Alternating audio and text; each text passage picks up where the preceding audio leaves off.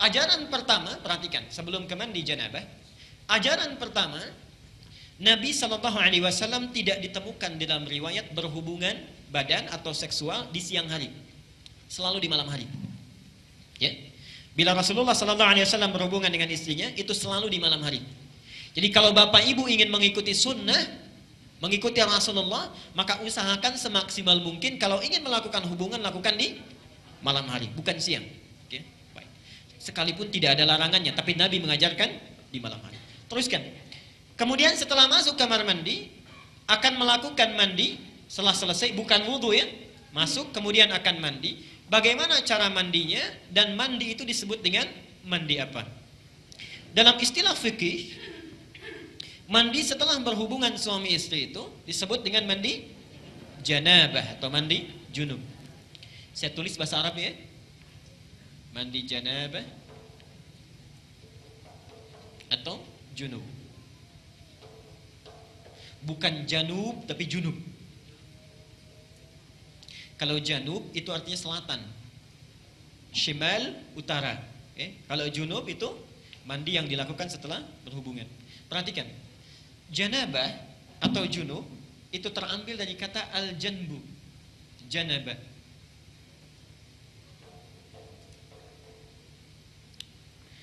Yang berarti sisi, satu bagian atau pinggir tertentu. Sisi, satu bagian atau pinggir tertentu. Karena itu orang Arab kalau mengatakan saya di satu sisi, kamu di sisi yang lain. Ana fi hadzal janib wa anta fi janibin akhar. Jelas ya? Satu bagian tertentu. Kalau ini ingin dijamakkan, maka jamaknya menjadi junub atau jawanib. Jelas ya? Sifatnya disebut dengan janabah. Jelas sampai sini? Baik. Kenapa mandi itu disebut dengan mandi janabah? Beda dengan mandi yang biasa. Ingin memberi kesan bahwa dalam mandi itu semua sisi, semua bagian yang ada dalam tubuh kita itu mesti tersapu dengan air. Jelas ya? Jadi bukan seperti mandi biasa yang mungkin sebagian ada yang tidak terbasuh. Disebut dengan janabah, semua sisinya mesti terbasuh. Tulis hadisnya. Aisyah, hadis Al-Bukhari, nomor hadis 248. Hadis Al-Bukhari, nomor hadis 248. Al-Bukhari 248. Muslim, nomor hadis 316. Saya ajarkan caranya bagaimana Nabi mengajarkannya. Ini hadis riwayat Aisyah. Nanti yang kedua dari Maimunah binti Al-Harith. Mohon Bapak ya, Ibu fokus di sini. Barangkali sudah puluhan tahun ada yang keliru kita. Oke. Pertama, hadis riwayat Aisyah dulu. Rasulullah SAW ketika beliau hendak mandi janabah, itu yang dilakukan adalah menuangkan air dulu, membasuh kedua tangannya. Jadi dua tangannya dulu dibasuh. Kemudian setelah itu, ini gambaran umumnya, beliau berwudu seperti wudunya untuk sholat. Jelas sampai sini? Basuh tangan, berwudu seperti wudu untuk sholat. Yang ketiga, dari bejana yang sudah disiapkan itu, kalau kita mungkin gayungnya sudah ada, mengambil sebagian air, kemudian menyela-nyela rambutnya, diratakan dengan tangannya. Jadi tidak langsung menyiram air Pak ya. Tidak langsung menyiram air Ibu ya. Jadi yang pertama ingat, air diambil untuk basuh tangan kita dulu. Yang kedua apa? Berwudu seperti wudu untuk salat. Sebentar Pak, itu riwayat hadis Maimunah. Oke, saya sampaikan bagian pertama dulu. Nanti diperinci di Maimunah binti Al-Harith. Yang kedua apa? Berwudu dulu. Yang ketiga apa? Menyela-nyela kepala atau rambut ya, rambut kita. Yang keempat, kemudian mengambil air, membasuh, menyiramkan di kepala keseluruhan.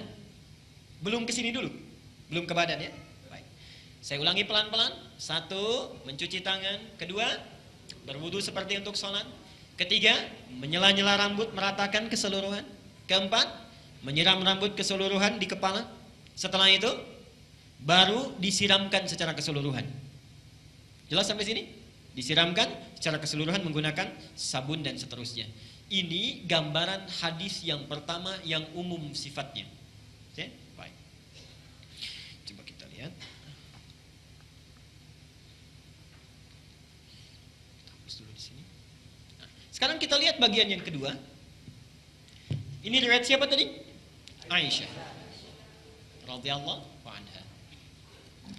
Sekarang Nabi SAW ketika tinggal di rumah Maimunah, okay, kemudian setelah itu berhubungan dengan Maimunah binti Al-Harith, salah satu istri beliau.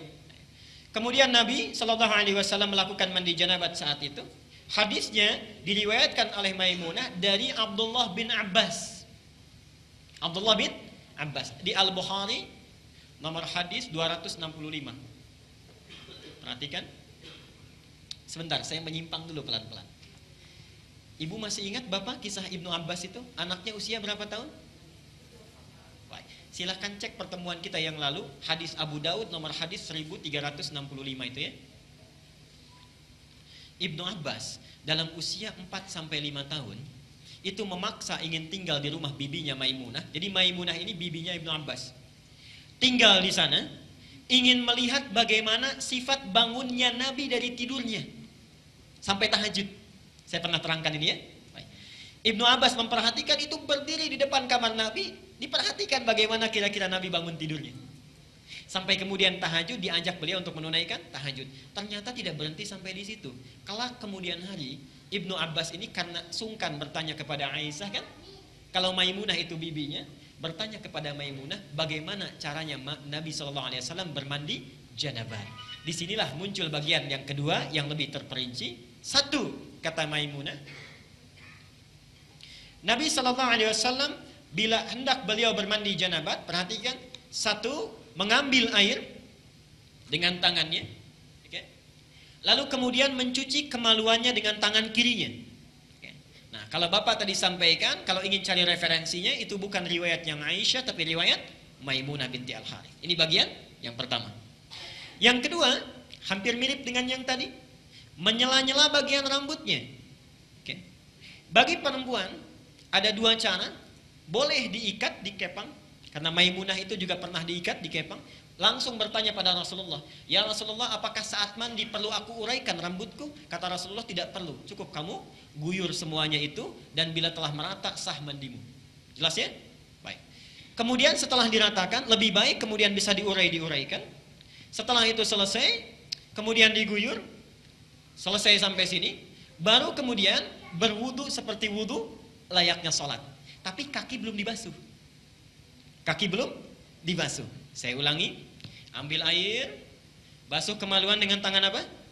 Kiri. Setelah itu menyela-nyela kepala. Setelah itu ambil air, kan?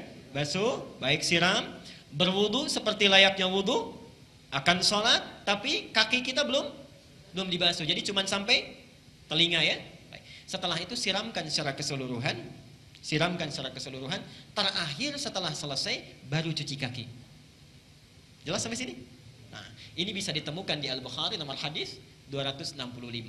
Nah, dari sinilah kemudian ulama menggabungkan kedua hadis ini, dibuatlah susunan yang lebih lengkap. Pas ya? Baik, jadi dari yang pertama kalau kita gabungkan dua hadis ini, pertama mengambil air, cuci tangan dulu, riwayat Aisyahnya. Setelah tangan dicuci kemudian mencuci kemaluan. Setelah itu selesai, ada yang terlewat tadi. Kalau di zaman Nabi, setelah mencuci kemaluan, dibasuh dengan air, lalu Nabi menepuk-tepukan ke tanah atau ke tembok. Ya. Itu maksudnya menghilangkan barangkali sebagian kuman-kuman yang masih menempel. Sifat tanah kan bisa menghilangkan, karena dulu belum ada sabun seperti sekarang. Kalau Bapak ingin ikut, Ibu ingin ikut sunnah Nabi, ikuti dengan cara yang cerdas. Jangan setelah dibasuh, tempel-tempelkan ke tembok ini. Cukup pakai sabun, dicuci dengan sabun. Saya ulangi dari awal. Tangan dibasuh dulu, basuh kemaluan, kemudian cuci dengan sabun. Setelah itu sela-sela kan? Baik ya, sela-sela, basuh kepala keseluruhan, berwudu seperti layaknya untuk sholat sampai kakinya.